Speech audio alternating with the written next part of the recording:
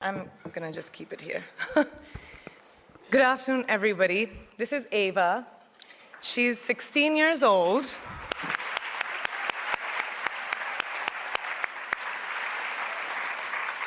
An age where girls should be enjoying their innocence and joys of their youth.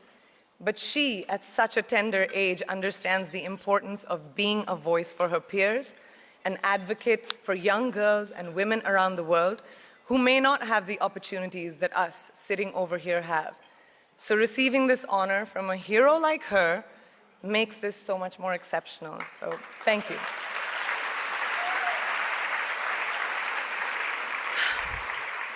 Good afternoon, and thank you, and wow, I am so privileged and so honored to be sharing this afternoon with all of you and these incredibly amazing women that are being honored today.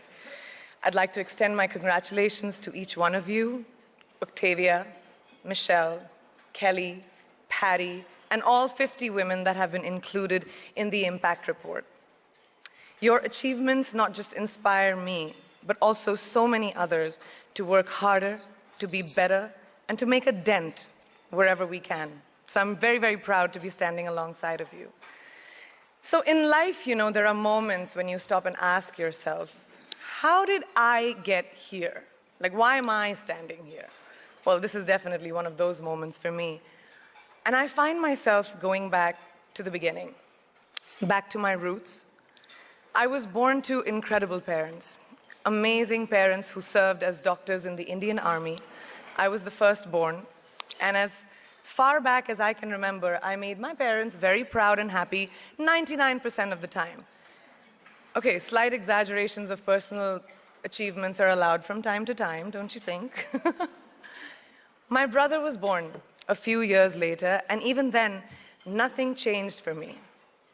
We were both given equal opportunities, and I want to emphasize this. I want to really emphasize this for you because I don't think a lot of people might understand that being equal might seem very normal. But where I come from, India, and a lot of developing countries around the world, more often than not, this is an exception. It's actually a privilege. My first experience of the glaring disparity between boys and girls came at a very, very young age. I grew up in a middle-class family with extremely philanthropic parents who constantly reminded me and my brother how lucky we were and how giving back to those who were less fortunate was not a choice, it was a way of life. Simple.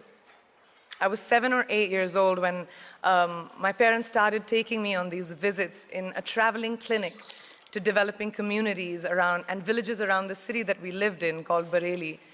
We were packed into this ambulance, and my parents would provide free medical care to people who couldn't afford it. My job at the age of 8 was assistant pharmacist. So I would count all the medicines, put them in an envelope, and give it out to patients, and I really took my job very seriously. Very seriously. But the more I went on these expeditions, the more I began to notice the simplest things that distinguished a boy from a girl or a man from a woman. For example, girls were pulled out of school when they hit puberty because they were considered ready for marriage and babies. That's 12 and 13, while boys still enjoyed their childhood. Or basic human rights such as healthcare were denied just because they were women. Let's call this whole experience trigger number 1 for me. Fast forward a few years and many, many triggers in between.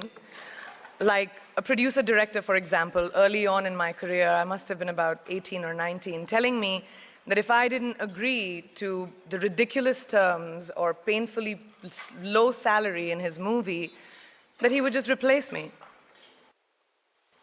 Because girls are replaceable in the entertainment business. That was a memorable one. Made me decide to make myself irreplaceable. But I think what really moved the needle for me and ultimately led me to create the Priyanka Chopra Foundation for Health and Education, and around the same time partner with UNICEF, was an encounter with my housekeeper's daughter. About 12 years ago, I came home from set early one day, and she was sitting in my library reading a book. And she must have been 8 or 9 years old, and I knew she loved reading. So I asked her, I was like, it's a weekday, why aren't you in school? And she said, oh, I don't go to school anymore.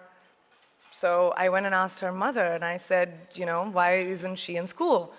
And her mom said that her family couldn't afford to send her and her brothers to school, so they chose the boys. The reason: she would eventually get married and it would be a waste of money. I was completely blown, and it shook me to my core. Eventually, I decided to cover the cost of her education so that she could continue to learn, because education is a basic human right.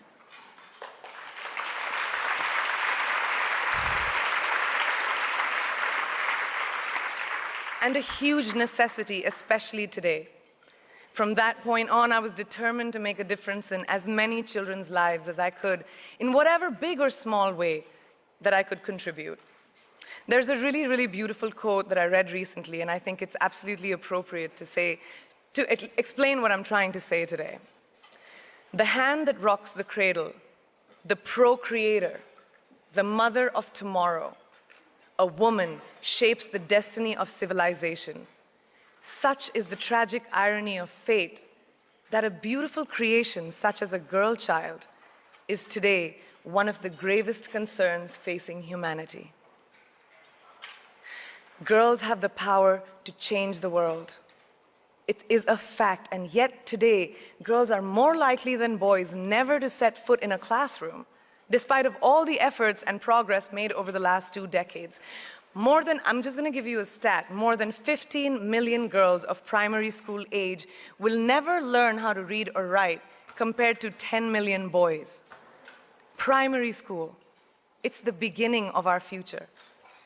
Over the last 11 years, I have witnessed firsthand the incredible work that UNICEF does for children around the world, especially victims and survivors of child marriage, displacement, war, sexual violence. But there is still so much work to do. And for me, that is the fuel to my fire. The reason I'm so committed to this cause, and that is where my passion stems from, because I know that a girl's education not just empowers families, but communities and economies. A result of her education, we all do better. It's just as simple as that.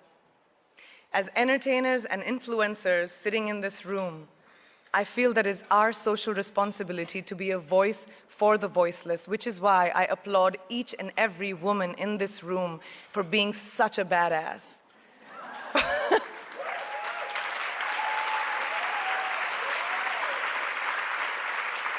For using your platform and your voice to contribute to change, and for ensuring that there is not even one lost generation as long as we are alive. I'd like to thank Variety and all of you for encouraging me and all of us in this room to keep going and fighting on. Thank you so much.